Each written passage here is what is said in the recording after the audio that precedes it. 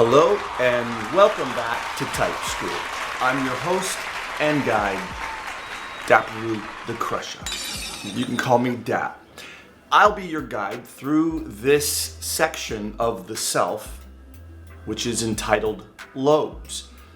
The acronym SELF is S-E-L-F, S for the spirit, E for the emotions. Now we're on L for the lobes. The human brain consists of two hemispheres, the right and left, which are connected by a band of fibers called the corpus callosum. These hemispheres are responsible for different functions, with the left hemisphere being associated with logic and the right hemisphere being associated with creativity. So also it's intuition and emotions. One of the key ways that the left and right hemispheres differ is the processing of information. The left hemisphere tends to process information in a linear and sequential manner, while the right hemisphere processes information holistically and simultaneous manner. The biological activity of the brain plays a critical role in our emotions and behavior. The electrical impulses generated by the brain cells or neurons create patterns of activity that underlie our thoughts, feelings, and actions. When we experience emotions such as pleasure or pain, these feelings are associated with the change in bioelectrical activity of our brain. The changes can be detected using various brain imaging techniques such as an EEG or electroencephalography and functional magnetic resonance imaging, that's fMRI. People can become mentally addicted to various things, including substances, activities, or other individuals.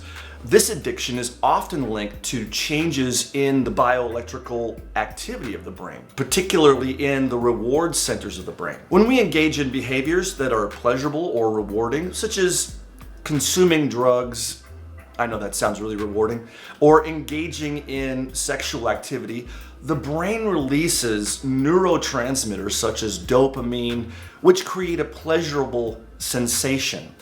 With repeated exposure to these behaviors, the brain can become wired to associate the behavior with pleasure, leading to addiction. Similarly, when we form strong emotional connections with other individuals, such as romantic partners, friends, and family members, these connections can also be linked to changes in the bioelectrical activity of the brain. The brain releases various neurotransmitters associated with pleasure and reward, creating feelings of attachment and connection. The human brain is incredibly complex and produces a wide variety of cognitive functions, including perception, attention, memory, language, reasoning, problem solving, decision making, and creativity.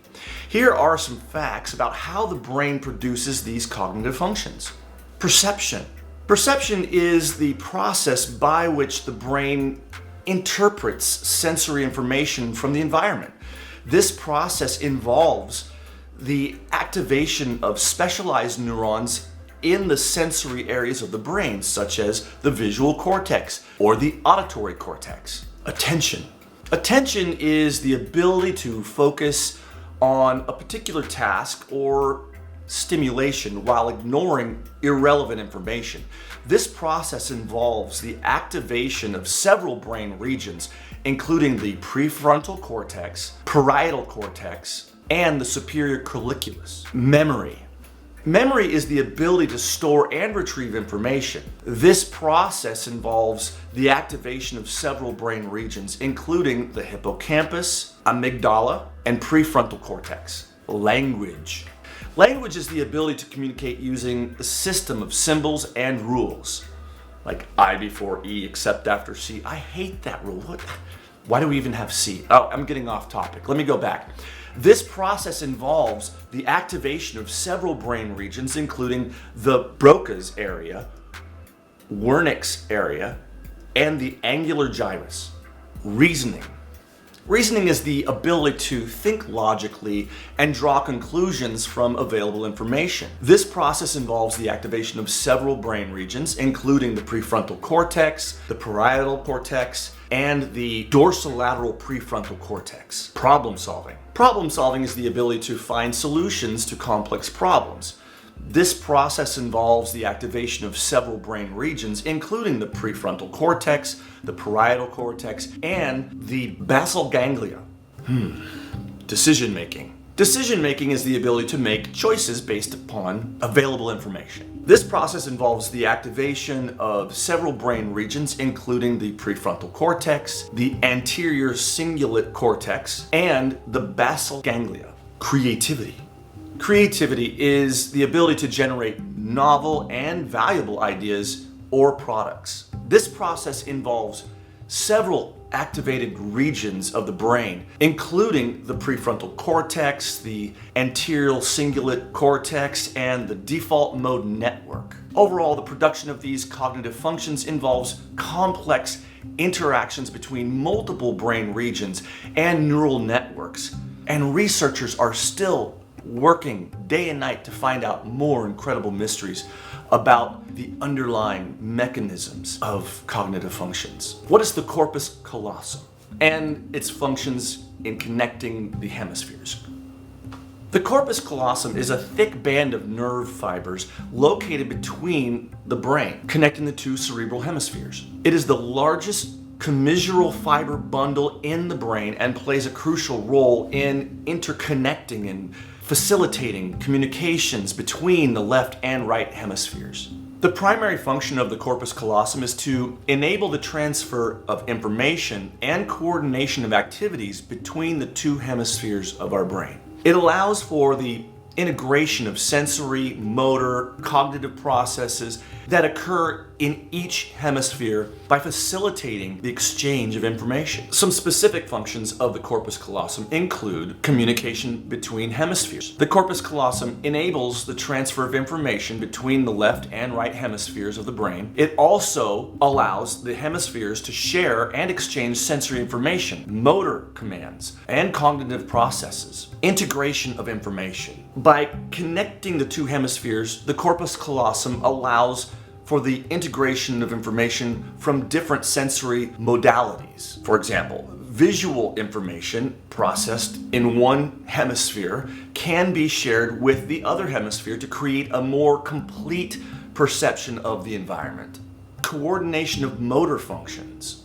The corpus callosum aids in coordinating motor functions between the two sides of the body. It allows for the transfer of motor commands from one hemisphere to the opposite side of the body, ensuring smooth coordinated movement. Language processing. In most individuals, language processing is predominantly lateralized to the left hemisphere. However, the corpus callosum facilitates the exchange of linguistic information between the hemispheres, supporting overall language function. So you remember those rules of I before E except after C. Emotional processing. The corpus callosum also plays a role in the emotional processing and regulation. It allows the emotional information to be shared between the hemispheres, contributing to the emotional awareness and regulation. Now, there are rare cases where individuals are born without a fully developed or absent corpus callosum, a condition known as agenesis of the corpus callosum. These individuals may exhibit specific cognitive and neurological differences, which highlight the importance of corpus callosum in interhemispheric communication and function. What are the functions associated with the left and right hemispheres? The left and right hemispheres of the brain are responsible for different functions, and while they work together through the corpus callosum, each hemisphere has specialized functions. However, the functions attributed to each hemisphere are not exclusive to that side, and there's considerable interplay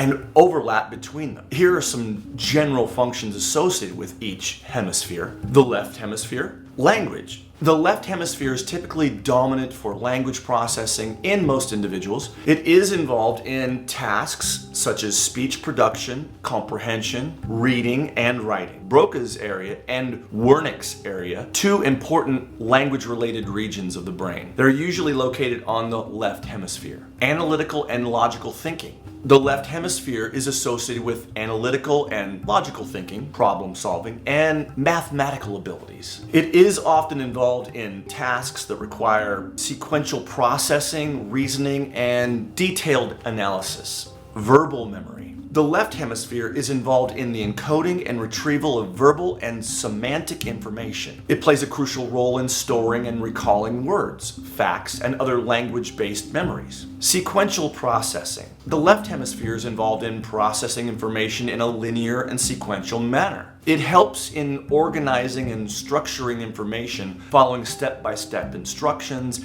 and performing tasks in a systematic order. The right hemisphere. Spatial awareness and visual perception.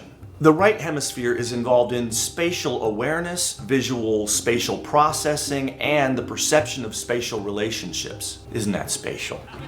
It helps in tasks such as recognizing faces, interpreting visual patterns, reading body language, and understanding spatial navigation.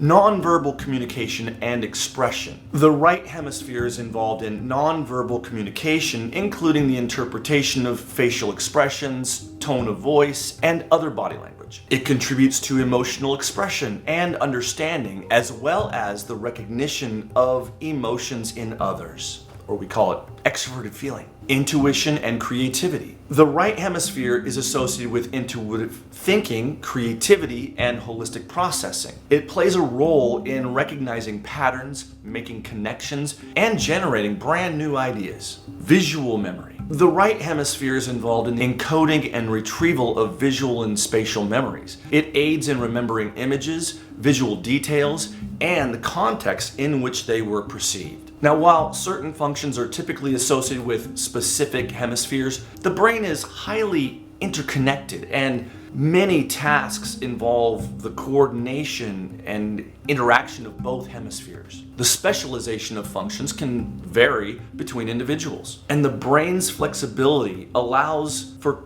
compensation and adaptation in the cases of brain damage, injury to one hemisphere or the other, or even the complete removal of the one side of the brain or a large chunk. I better check. Next, so how does the processing of information happen in the left and right hemisphere? The processing of information in the left and right hemispheres of the brain occur through a complex interplay between various regions and networks. While certain functions are typically associated with each hemisphere, it's important to understand that the brain works as an integrated system, and information processing involves cooperation and communication between both hemispheres. Here's a general overview of how information processing happens in each hemisphere. The left hemisphere. The left hemisphere is often associated with language processing and analytical thinking. It specializes in detailed sequential and logical processes. Here is a simplified breakdown of the information processing in the left hemisphere. Sensory input. Information from the sensory organs, such as the eyes and ears, is received by the left hemisphere. The primary sensory cortex, the sensory input, is initially processed in the primary sensory cortex of the opposite hemisphere. For example, sensory input from the right side of the body is processed in the left primary sensory cortex. Transfer of information. The corpus callosum, the thick bundle of nerve fibers connecting the two hemispheres, facilitate in the transfer of information from the opposite hemisphere to the left hemisphere. So right, left, right. Higher order processing. Once the information reaches the left hemisphere, it undergoes further processing in specialized regions. For instance, language-related tasks such as speech production and comprehension predominantly occur in the areas such as Broca's area and Wernicke's area, which are typically located in the left hemisphere. Analytical and logical processing. The left hemisphere excels in analytical thinking, logical reasoning, and sequential processing. It focuses on breaking down information into smaller parts, analyzing details, and solving problems step by step. The right hemisphere. The right hemisphere is often associated with spatial awareness, nonverbal communication, and holistic processing. It specializes in processing information in a global, intuitive, and parallel manner. Here's a simplified breakdown of information processing in the right hemisphere. Sensory input. Information from the sensory organs, such as the eyes and ears, is received by the right hemisphere, processing primary sensory cortex. The sensory input is initially processed in the primary sensory cortex of the opposite hemisphere. For example, sensory input from the left side of the body is processed in the right primary sensory cortex. Transfer of information. The corpus callosum facilitates the transfer of information from the opposite hemisphere to the right hemisphere. Higher order processing. Just like the left, it's reversed with the right. Once the information reaches the right hemisphere, it undergoes further processing in specialized regions. The right hemisphere is involved in tasks such as spatial perception, facial recognition, emotional processing, and creativity. Holistic and intuitive processing. The right hemisphere excels in processing information in a holistic and intuitive manner. It focuses on recognizing patterns, making connections, and understanding spatial relationships. It's important to remember that the brain's functional organization is highly complex and interconnected. And just like with everything, we are unique. Every brain is unique, and we think in different ways. So take that as it will. Next, here are 4 examples that illustrate how the hemispheres work together in various tasks. Reading and comprehension. When reading a text, both hemispheres collaborate to facilitate efficient comprehension. The left hemisphere, which is typically dominant for language processing, is responsible for decoding and understanding the meaning of individual words. Simultaneously, the right hemisphere contributes by providing context,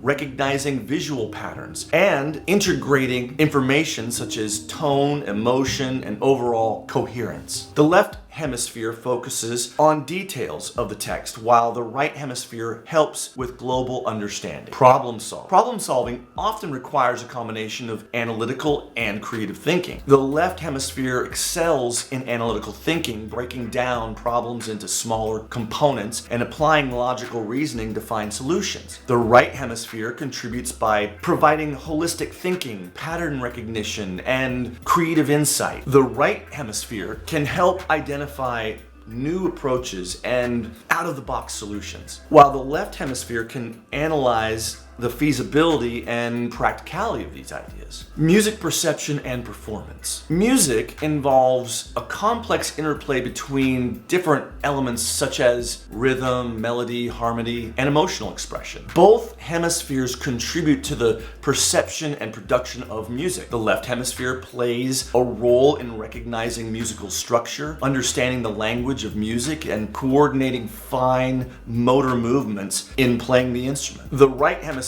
contributes to the emotional interpretation of music, recognizing melodies and patterns, and improvisation. The hemispheres work in harmony to appreciate and create music. Social interaction. Social interactions require a wide range of skills, including verbal and nonverbal communication, emotional understanding, and perceptive taking. The left hemisphere contributes to verbal communication, language comprehension, and speech production, allowing for the precise expression of thought and intentions. It's all about the intention. The right hemisphere plays a crucial role in interpreting nonverbal cues such as facial expression, body language, and the tone of voice. It helps in understanding and empathizing with others' emotions and perspectives. Effective social interaction involves the coordinated effort of both hemispheres to understand and respond appropriately in social contexts. These examples demonstrate the synergistic collaboration between the hemispheres, where each contributes its own specialized ability to perform complex tasks efficiently. The hemispheres work together to contribute analytical and intuitive thinking, linguistic and visual processing, and logical and creative problem solving, resulting in comprehensive cognitive processing. So what's the role of neurons in generating electrical impulses? Neurons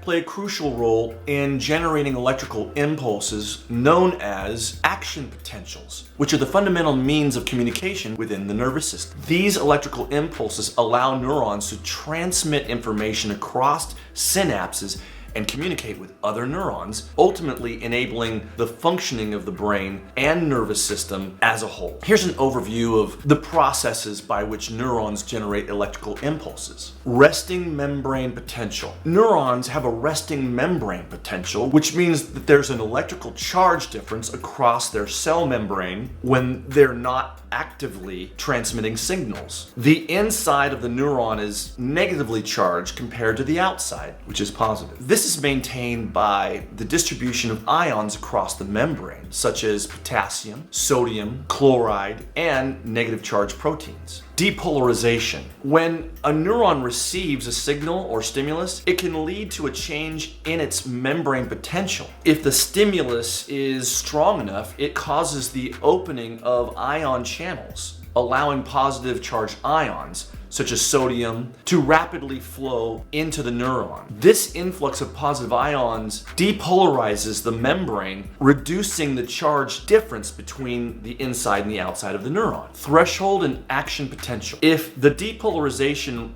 reaches a certain threshold level, typically around -55 to -50 millivolts, an action potential is triggered. This threshold level is necessary to ensure that the signal is strong enough to propagate down the length of the neuron. Once the threshold is reached, voltage-gated sodium panels open, allowing a massive influx of sodium ions into the neuron, further depolarizing the membrane. Repolarization. After the rapid influx of sodium ions, the voltage-gated sodium channel closes and the voltage-gated potassium channel opens. This allows positive charged potassium ions to flow out of the neuron, restoring the membrane's potential towards its resting state. The outward flow of potassium ions leads to repolarization of the membrane, hyperpolarization, and refractory period. In some cases, the efflux of potassium ions can temporarily cause the membrane potential to become more negative than the resting state. This is called hyperpolarization. Following an action potential, there is a refractory period during which the neuron is less responsive to additional stimuli. This period allows the neuron to reset and be ready to generate new action potentials. Propagation. The action potential generated at one location on the neuron travels down the length of the axon, a long, slender extension of the neuron. As the electrical impulse reaches the axon terminals, it triggers and releases the neurotransmitters into the synapses, enabling communication with other neurons. The ability of neurons to generate and transmit electrical impulses is critical for information processing, coordination, and communication with the nervous system. Through the coordinated activity of billions of neurons, these electrical signals form the basis of complex cognitive processing, sensory perception, motor control, and overall brain function. So what's the relationship between biological activity and emotions and behavior? The relationship between biological activity, emotions, and behavior is complex and multifaceted. While it is still an area of ongoing research, there is evidence to suggest that bioelectrical activity in the brain, particularly in specific regions and networks, is closely linked to emotional experiences and behavioral responses. Here are some key points to consider. Brain structures and emotions. Emotions are believed to be associated with specific brain structures such as the amygdala, hippocampus, prefrontal cortex, and insula. These structures are involved in the processing and regulation of emotions. Changes in the biological activity within these regions can influence emotional experiences and responses. Electroencephalography, or EEG, is a technique used to measure the electrical activity of the brain through electrodes placed on the scalp. Research has found that different patterns of brain activity, as measured by the EEG, are associated with different emotional states. For example, increased activity in the left frontal cortex has been linked to positive emotions, while increased activity in the right frontal cortex has been associated with negative emotions. Event-related potentials, or ERPs. ERPs are specific patterns of electrical activity that are measured using EEG in response to specific stimuli or events. ERPs can provide insight into the timing and neutral processes underlying emotional and behavioral responses. For example, certain ERP components such as the P300 have been associated with attention, emotional processing, and decision making. Brain networks and emotional regulation. Emotions and their regulation involve the interplay of various brain networks. For example, the default mode network, or DMN, and salience network are implicated in emotional processing and regulation. Dysregulation of these networks can contribute to emotional disorders such as depression and anxiety. Neural oscillation and synchronization. Bioelectrical activity in the brain is characterized by neural oscillations, which are rhythmic patterns of electrical activity. These oscillations are thought to play a role in the coordination of information processing, including emotional and behavioral responses. Synchronization of neural oscillations across different brain regions is believed to be important for effective emotional and cognitive functions. Now, while there's still a lot of correlation between bioelectrical activity and emotions, behavior, causality, and precise mechanisms, they're still being investigated. And emotions and behaviors arise from complex interactions between various factors, including genetics, environment, and physiological processes. Bioelectrical activity provides insight into the understanding of neural processes, but it's just one piece of a larger puzzle in understanding emotions and behavior. How does addiction change the bioelectrical activity in the brain? Well, addiction is a complex disorder that affects various aspects of brain function, including bioelectrical activity. Prolonged substance abuse can lead to significant changes in the brain's electrical activity and neural circuits. Here's some ways addiction can alter bioelectrical activity in the brain. Reward pathway dysfunction. Addiction involves the dysregulation of the brain's reward pathway, which includes regions such as the nucleus accumbens, ventral tegmental area, the VTA, the prefrontal cortex. Chronic drug use can lead to the hijacking of these pathways, causing exaggerated responses to drug-related stimuli and blunted responses to natural rewards, like a natural high. It's sad. These changes in the reward pathway can be reflected in altered bioelectrical activity, including abnormal patterns of neural firing and disrupted communication between brain regions. With repeated exposure to drugs, the brain can undergo changes in bioelectrical activity that results in sensitization and desensitization. Sensitization refers to an increased response to a drug, leading to heightened activity in the brain circuits associated with craving and drug-seeking behavior. Desensitization, on the other hand, involves a decrease in the responsiveness of neurons, which can lead to tolerance, where larger and larger amounts of the drug are required to achieve the same desired effect. Disrupted neurotransmitter systems. Neurotransmitters such as dopamine, serotonin, and aminobuturic acid, or easier said, GABA. They play a crucial role in regulating brain activity and transmitting signals between neurons. Addiction can disrupt the balance of these neurotransmitting systems, leading to abnormal bioelectrical activity. For example, drugs of abuse often increase dopamine release, altering the electrical activity of neurons in reward-related regions. Withdrawal and craving. When a person addicted to drugs or alcohol abruptly stops using or reduces their intake, they may experience withdrawal symptoms and intense drug cravings. These experiences are associated with the changes in bioelectrical activity in the brain, including hyperactivity in certain brain regions and increased synchronization of neural oscillations. Cognitive impairment, we all know that. I think that's what a lot of us drink is cognitive impairment. Addiction can also affect cognitive functions such as decision making, impulse control, and memory. These cognitive impairments are accompanied by changes in the bioelectrical activity of the prefrontal cortex, a brain region crucial for executive functions. Studies have shown alterations in event-related potentials, or ERPs, associated with cognitive processes in individuals with addiction. Now, specific changes in bioelectrical activity can vary depending on the substance of abuse, individual differences, and the stage of addiction. The brain's plasticity allows for some recovery of normal bioelectrical activity with sustained abstinence and appropriate treatment interventions, although the extent and timeline of recovery can vary among individuals. Where are the perception and sensory areas of the brain? Well, the perception and sensory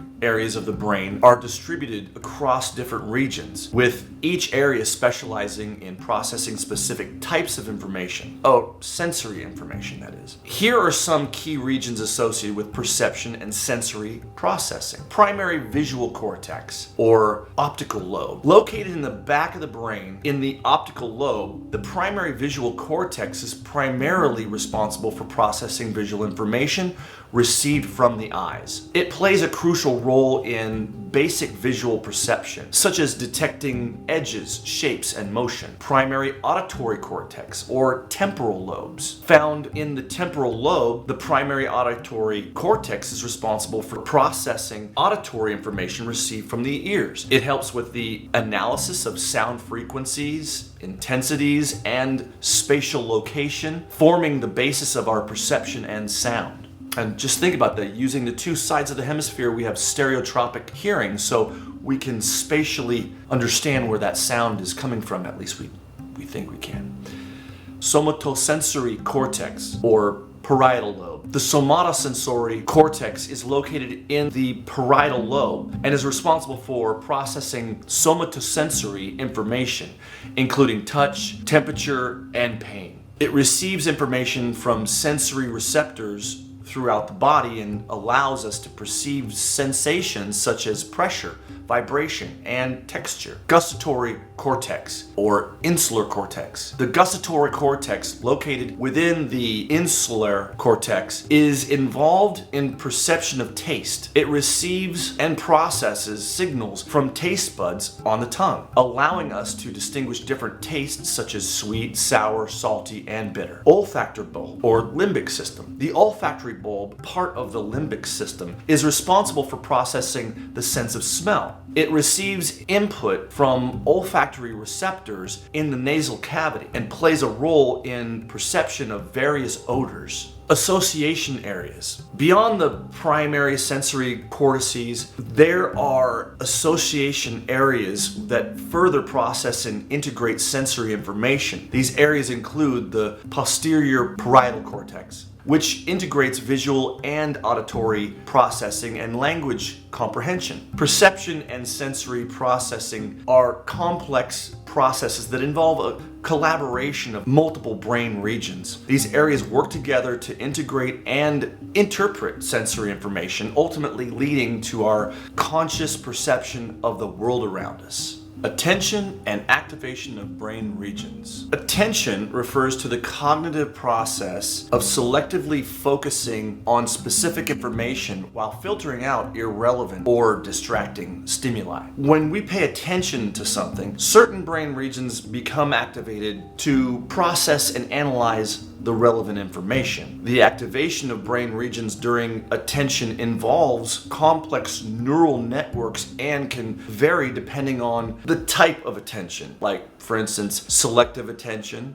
sustained attention, or divided attention, and the specific task or stimulation being attended to. Here's a general overview of attention and its relationship to brain activation. Attention control networks. The brain has several attention control networks that play a crucial role in regulating attention. These networks include the dorsal attention network, or DAN, and the ventral attention network, the VAN. The DAN, which involves regions such as the frontal and parietal lobes, is associated with top-down, goal-directed attention and the selection of relevant stimuli. The VAN involves regions like the temporal parietal junction, is involved in the bottom-up attention, directing attention to salient or unexpected stimuli. Visual attention. When focusing attention on visual stimuli, brain regions involved in visual processing become activated. The primary visual cortex in the optical lobe receives and processes visual information and input. As attention is directed to specific visual features or objects, higher level visual processing areas such as the visual association cortex and the parietal lobe become engaged. These regions help analyze visual details, detecting motion and object recognition. Auditory attention. Similarly, when attention is directed towards auditory stimuli, the auditory cortex located in the temporal lobe becomes activated. This region processes auditory information and input and helps in sound localization, so we can figure out where it's coming from, speech perception, and auditory object recognition. Additionally, attentional networks involving the frontal and parietal lobes may also be involved in directing auditory attention. Executive control and frontal lobes. Attentional control and executive functions involve the frontal lobes, particularly the prefrontal cortex. This region plays a crucial role in maintaining attention, inhibiting distractions, and shifting attention between different tasks or stimuli. The prefrontal cortex helps in coordinating and regulating attentional processes across different brain regions. Modulation of brain networks. Attention can modulate the strength of connections between brain regions, allowing for enhanced communication and information processing. When attention is directed to specific stimuli or tasks, there's an increased synchronization and activation within relevant networks, while activity in irrelevant networks may be suppressed. The modulation helps in optimizing the processing of relevant information and filtering out distractions. Remember, attention is a dynamic process that involves the interaction of multiple brain regions and networks. The specific activation patterns and neural mechanisms can vary depending on the specific tasks, contexts, and individual differences. Ongoing research continues to shed light on the intricacies of attention and the underlying brain processes involved. Memory and the hippocampus, amygdala, and prefrontal cortex. Memory is the cognitive process of encoding, storing, and retrieving information. It involves various brain regions, including the hippocampus, amygdala, and prefrontal cortex, each of which plays a distinct role in different aspects of memory memory formation and retrieval. Here's an explanation of these brain regions and their involvement in memory. Hippocampus. The hippocampus, located in the medial temporal lobe, is a key structure involved in the formation and consolidation of declarative and explicit memories. It plays a crucial role in encoding and transferring new information from short-term memory to long-term memory. The hippocampus is particularly important for the formation of episodic events and experiences. So, a spatial memory, navigation, maps. Very interesting conversation about why men and women have different development in this area. It also aids in the contextual and relational processing of information. Damage or dysfunction of the hippocampus can lead to profound difficulties in the formation of new memories, as seen in cases of amnesia, 50 First Dates. Have you seen that movie? However, it's important to always remember that the hippocampus works in conjunction with other brain regions for memory processing. Amygdala. The amygdala, located in the temporal lobe, is primarily associated with processing and storing of information that's emotional memories, particularly those linked to fear and emotional significance. The amygdala is responsible for assigning emotional valence to experiences, helping to consolidate memories with strong emotional content. It forms connections with sensory input, facilitating the formation of emotionally charged memories. Interaction between the amygdala and the hippocampus is important for the integration of emotional and contextual information in memories. Prefrontal cortex. Now, the prefrontal cortex, located in the front of the brain, plays a vital role in working memory, executive functions, and retrieval of stored memories. It is involved in the active maintenance and manipulation of information during short-term memory tasks. The prefrontal cortex is also responsible for strategic retrieval processes, such as searching for and selecting relevant memories. So when you're trying to think of something, that's the part of your brain that's like, where you're working it. Whoop that damn brain, girlfriend. Okay, additionally, the prefrontal cortex is involved in episodic memory retrieval, providing context and self-referential processes. Additionally, the prefrontal cortex is involved in episodic memory retrieval, providing context and self-referential processing to receive and retrieve memories. It contributes to the organization, monitoring, and integration of memories, as well as the regulation of attention and decision-making processes related to memory. These brain regions do not work in isolation, but rather collaborative with other structures and networks throughout the brain to support memory function. The integration between the hippocampus,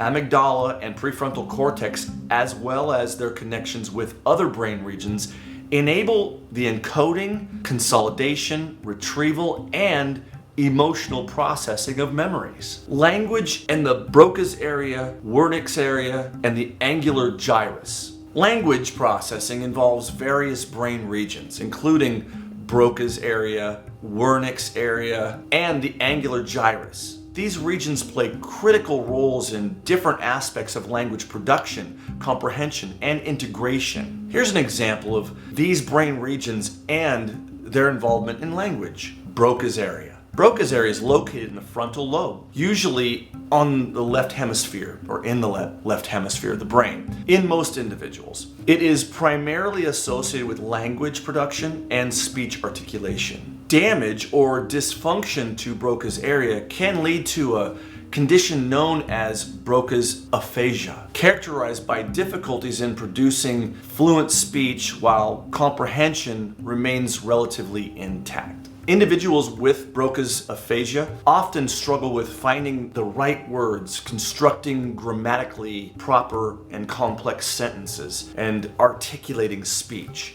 Wernicke's area is located in the posterior part of the left superior temporal gyrus. Close to the auditory cortex, it plays a critical role in language comprehension and understanding, so damage or dysfunction to Wernicke's area can result in a condition called Wernicke's aphasia. This is characterized by impaired comprehension and fluent but meaningless speech production. Individuals with Wernicke's aphasia may have difficulty understanding spoken and written language and often produce sentences with word substantiations or nonsensical words.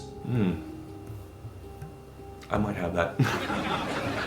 Angular gyrus. The angular gyrus is situated in the parietal lobe at the junction of the temporal, parietal, and optical lobes, typically in the left hemisphere. But while not directly part of the classic language area, it plays an essential role in reading and writing language comprehension. The angular gyrus is involved in transforming visual symbols, like letters and words, into their corresponding meaning. Damage or dysfunction in this area can lead to a condition called angular gyrus syndrome, or alexia. Was that like dyslexia? Or alexia without agraphia, characterized by difficulty in reading and comprehension of written language despite perceived speech and written abilities. Language processing involves a distributed network of brain regions beyond these three specific areas. This network includes connections with other cortical regions such as the superior temporal gyrus, inferior parietal lobe, and other language regions in both hemispheres. Language is a complex and highly interconnected cognitive process, and the involvement of these regions can vary depending on factors such as language skills, language tasks, individual differences, and specific nature of language impairments. Reasoning and activation of the prefrontal cortex, parietal cortex, and dorsolateral prefrontal cortex. Reasoning is a cognitive process that involves drawing logical conclusions, making inferences, and problem solving based on available information. Several brain regions, including the prefrontal cortex, parietal cortex, and the dorsolateral prefrontal cortex, play important roles in reasoning. Here's an explanation of these brain regions and their involvement in reasoning. Prefrontal cortex. The prefrontal cortex is located in the front of the brain, is critical of higher order cognitive functions, including reasoning. It is involved in goal-directed behavior, executive functions, and decision-making. Different subregions within the prefrontal cortex contribute to these reasoning processes. Ventromedial prefrontal cortex, or VMPFC, is associated with emotional and value-based reasoning, while the dorsolateral prefrontal cortex, or DLPFC, is particularly implicated in logical and analytical reasoning. Parietal cortex. The parietal cortex, located in the upper rear area of the brain, is involved in numerous cognitive functions, including spatial cognition, attention, and working memory. It plays a role in reasoning by integrating and manipulating spatial and numerical information. The parietal cortex helps in visuospatial reasoning tasks, such as mental rotation, spatial organization, and making inferences based on spatial relationships. So, if you ever get lost, this is dorsolateral prefrontal cortex. The DLPFC, a subregion of the prefrontal cortex, is particularly associated with executive functions, cognitive control, and working memory. It plays a crucial role in higher level reasoning processes such as deductive reasoning, logical analysis, and problem solving. The DLPFC is involved in maintaining relevant information in working memory, inhibiting irrelevant information, and manipulating mental representations to arrive at logical conclusions. The activation of these brain regions during reasoning tasks can vary depending on the specific nature of the task, the type of reasoning involved, and individual differences. However, in general, reasoning tasks often require the coordinated activation and integration of these particular regions. The prefrontal cortex provides executive control and decision-making processes. The parietal cortex contributes to spatial and numerical processing, and the DLPFC plays a role in logical reasoning and cognitive control. Don't forget that reasoning is a complex cognitive process that involves the integration of information from various brain regions and networks. The specific activation patterns and mechanisms associated with reasoning continue to be an area of ongoing research as scientists strive to gain a deeper understanding of the neural basis of the human cognition. I know I think about it all the time. Problem solving and activation of the prefrontal cortex, parietal cortex, and basal ganglia. Problem solving is a cognitive process that involves identifying and analyzing problems, generating and evaluating potential solutions, and selecting the most appropriate course of action. Several brain regions, including the prefrontal cortex, the parietal cortex, and the basal ganglia, are involved in problem solving. Here's an explanation of these brain regions and their involvement in problem solving. Prefrontal cortex. The prefrontal cortex, located in the front of the brain, is critical for executive functions, including problem solving. The prefrontal cortex, located in the front of the brain, is critical for executive functions, including problem solving. Different regions within the prefrontal cortex contribute to different aspects of problem solving. The dorsolateral prefrontal cortex is involved in analyzing problems, formulating strategies, and making logical decisions. The anterior cingulate cortex is implicated in monitoring and detecting errors, evaluating outcomes, and regulating attention during problem-solving tasks. Parietal cortex. Now, the parietal cortex, located in the upper rear area of the brain, plays a role in problem-solving by contributing to spatial recognition, attention, and working memory. It also helps in representing and manipulating spatial information,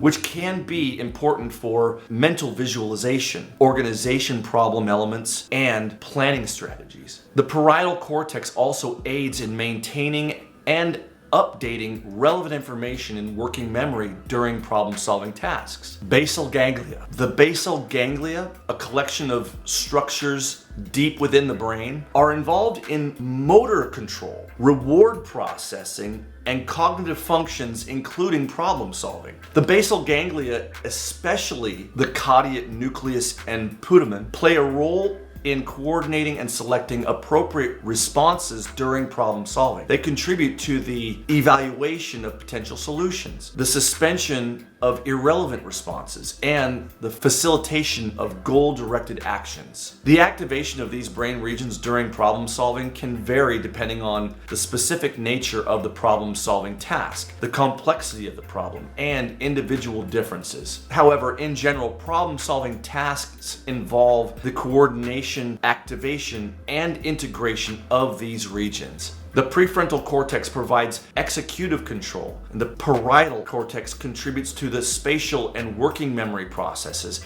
and the basal ganglia supports the response selection and inhibition. Don't forget that problem solving is a multifaceted process that involves the integration of information from various brain regions and networks. The specific activation pattern and mechanisms associated with the problem solving continue to be an area of ongoing research as scientists strive to gain a deeper understanding of the neural basis of human cognition.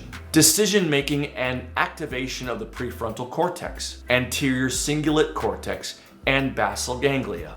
Decision-making is a cognitive process that involves evaluating options, weighing pros and cons, and selecting a course of action.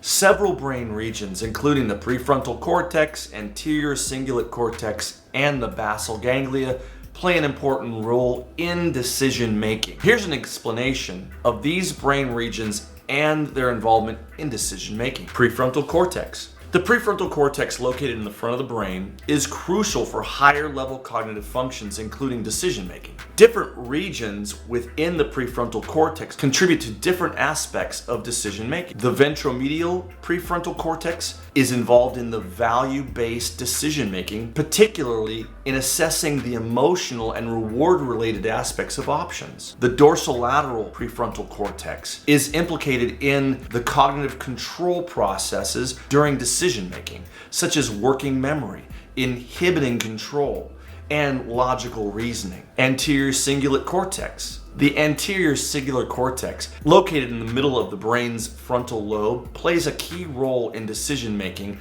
It's involved in monitoring and detecting conflicts between different options, evaluating outcomes, and regulating attention during decision making tasks. The ACC helps in assessing the potential costs and benefits associated with different choices and contributes to the experience of decision uncertainty and conflict resolution. Basal ganglia. The basal ganglia, a group of interconnected structures deep within the brain, are involved in decision-making processes like you've never even known, particularly the striatum, which includes the caudate nucleus and putamen. They play a role in selecting and implementing actions based on reward-related feedback. The basal ganglia contribute to the evaluation of potential outcomes and formation of habits, and the integration of reward and punishment signals during decision making. The activation of these brain regions during decision making can vary depending on the specific nature of the decision task and the complexity of the decision and individuals' preferences and differences. However, in general, decision making tasks often involve the coordination interaction between these regions. The prefrontal cortex provides executive control and value assessment. The ACC contributes to the conflict monitoring and evaluation of outcomes, and the basal ganglia support the selection of implementation and actions based on reward-related feedback. It's important to always remember, though, that decision-making is a complex cognitive process, and it involves the integration of information from various brain regions and networks. The specific activation pattern and mechanisms associate research from scientists. So we want to have a deeper understanding of why we make the decisions that we make. That'll help. Creativity and activation of prefrontal cortex, anterior cingulate cortex, and default mode network. Creativity is a cognitive process that involves the generation of novel or new and valuable ideas, solutions, or insights. Several brain regions, including the prefrontal cortex, anterior cingulate cortex, or ACC, and the default mode network,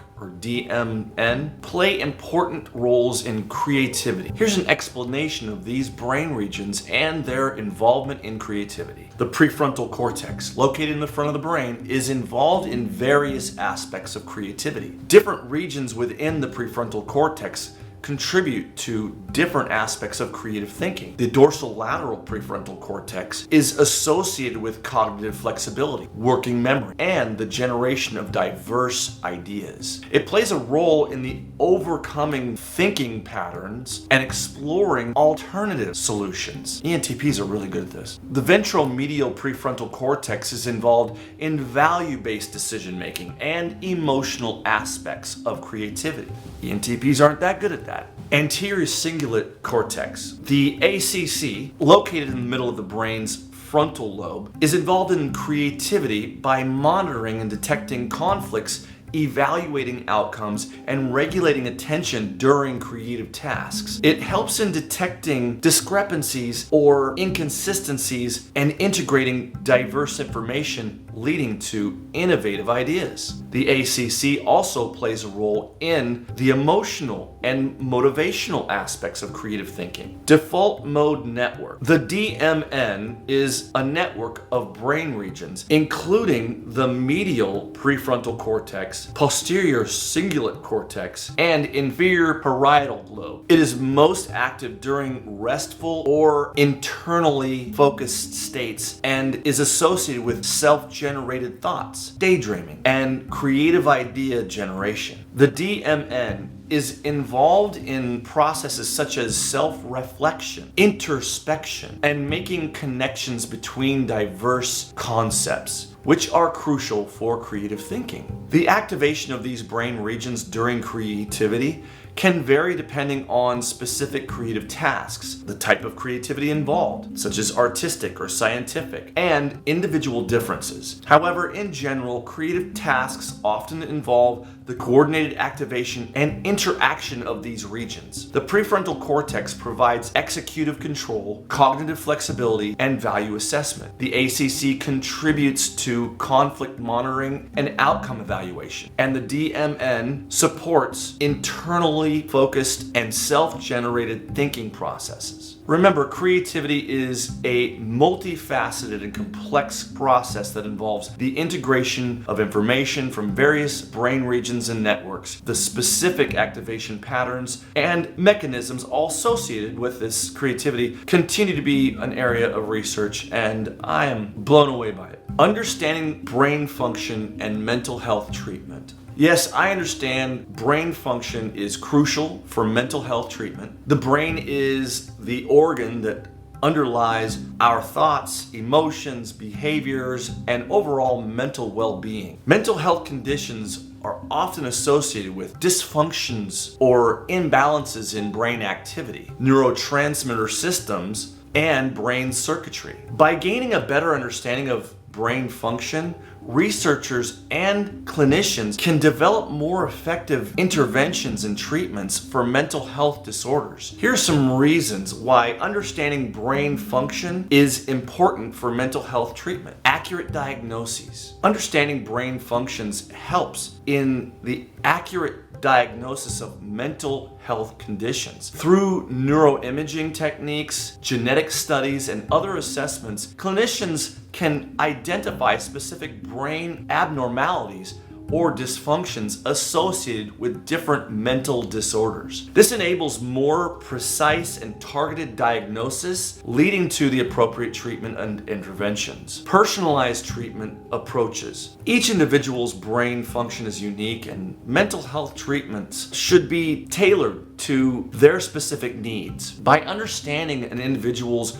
brain functions, clinicians can personalize treatment plans, selecting interventions that are more likely to be effective for that particular individual. This may involve medication, psychotherapy, lifestyle modifications, or other therapeutic approaches that address specific brain mechanisms. Development of targeted interventions. Understanding brain functions allows researchers and clinicians to develop targeted interventions that directly address the underlying neural mechanisms of mental health disorders. This may involve developing new medications that target specific neurotransmitter systems, or developing brain stimulation techniques that modulate brain activity in specific regions. Monitoring treatment processes. Monitoring changes in brain functions can provide valuable insight into the effectiveness of treatment interventions. Neuroimaging techniques such as functional magnetic resonance imaging, or fMRI, can help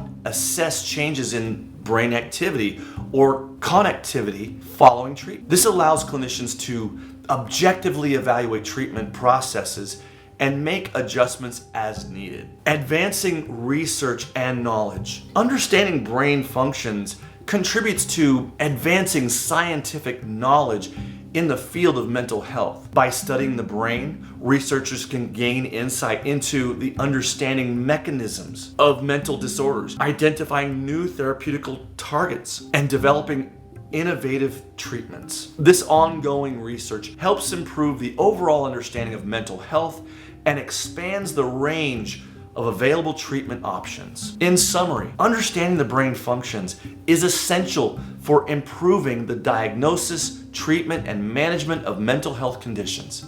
It provides a foundation for developing personalized, targeted interventions and advancing our knowledge of mental health disorders. Incorporating brain-based approaches into mental health treatment can lead to more effective and tailored interventions, ultimately improving outcomes for individuals with mental health challenges. So, what is the relationship between brain function and mental health disorders? Well, the relationship between brain function and mental health disorders is complex and multifaceted, to say the least.